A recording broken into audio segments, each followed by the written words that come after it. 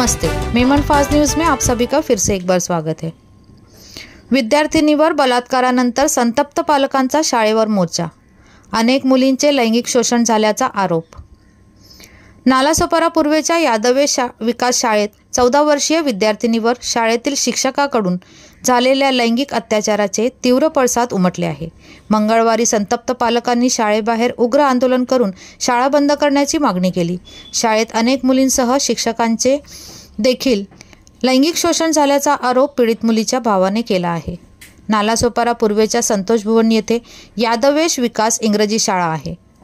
आरोपी अमित दुबे वय वर्ष 30 हा या शाळेत शिक्षक आहे। तसेच तो वलईपाडा येथे उज्ज्वल नावाचे खाजगी शिकवणी वर्ग घेतो। दुबे याने शाळेतील 14 वर्षीय विद्यार्थिनीवर सतत 5 महिने लैंगिक अत्याचार करत असल्याचे प्रकरण उघडकीस आले आहे।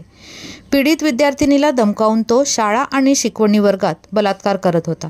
पीडितेच्या कुटुंबियांना हा प्रकार समजताच त्यांनी पेल्हार पोलीस ठाण्यात तक्रार दिली। पेल्हार पोलिसांनी आरोपी शिक्षक अमित दुबे याला अटक केली आहे। हा प्रकार समजताच मंगळवारी सकाळी संतप्त पालकांनी शाळेबाहेर उग्र निदर्शने करून शाळा बंद करण्याची मागणी केली आहे। शाळेच्या व्यवस्थापकाला पीडित मुलीने आरोपी शिक्षकाकडून त्रास होत असल्याचे सांगूनही त्यांनी दुर्लक्ष केले आणि पीडितेला गप्प बसण्यासाठी सांगितले, असा आरोप मुलीच्या पालकांनी केला।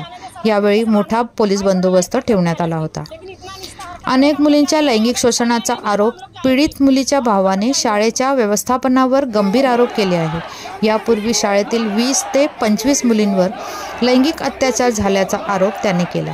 शाळेतील शिक्षिका देखील या अत्याचाराला बळी पडली असून तिने शाळा सोडल्याचे सांगितले। माझी बहीण शाळेत बेशुद्ध पडली, मात्र शाळेने प्रकार दडवला आणि आरोपींना पाठीशी घातले।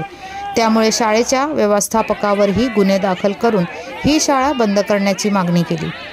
पेल्हार पोलिसांनी आरोपी अमित दुबे याला भारतीय न्यायदंड संहिता कलम 64(2) F 65(1) तसेच बालकांच्या लैंगिक अत्याचारापासून संरक्षण पॉक्सोच्या कलम 4, 5, 8 आणि 12 अन्वये गुन्हा दाखल केला आहे।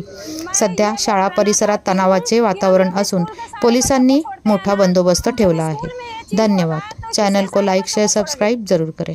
यहाँ पब्लिक को पैसा पर खिला के और पुलिस को ये कर रहे हैं कि जहाँ पब्लिक को मारा उनके बाप का राज चल रहा है।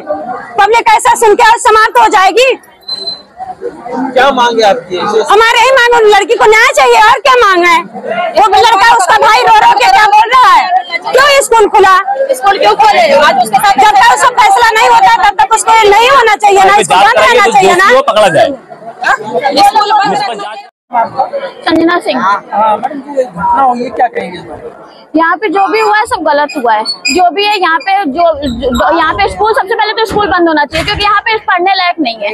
यहाँ पे 25 से 30 लड़कियों के साथ गलत हो चुका है, लेकिन माँ बाप कुछ बोलते नहीं है, ये गलत है।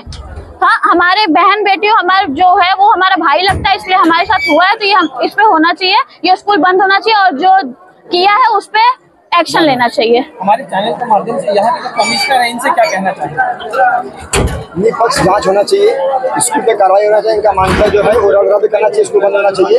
क्योंकि लोग यहाँ बच्चे पढ़ने आते हैं, आज एक के साथ कई बार हुआ है, आज यहाँ पे वापस रिपीट जो बार कंटिन्यू वही हरकत हो रहा है यहाँ पे। तो स्कूल में बच्चों को पढ़ने के लिए बहुत खतरा है। यहाँ पे ना भेजे बच्चों को, इनका मानता चेक करके इनका रद्द करना चाहिए स्कूल का।